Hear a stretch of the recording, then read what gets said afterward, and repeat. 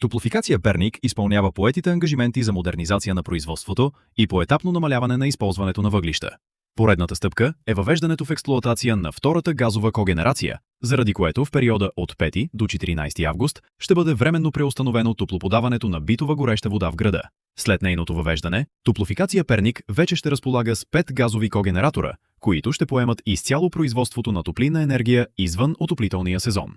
Това означава, че през летните месеци въглищният котел няма да бъде използван, а необходимата енергия ще се произвежда на природен газ. През зимата в експлоатация ще продължи да работи и основният парогенератор. Без въглищния котел няма как да се справим през най-студените зимни месеци, но с всяка нова инвестиция успяваме да намаляваме периода, в който той работи, заяви изпълнителният директор на дружеството, инженер Борислав Борисов.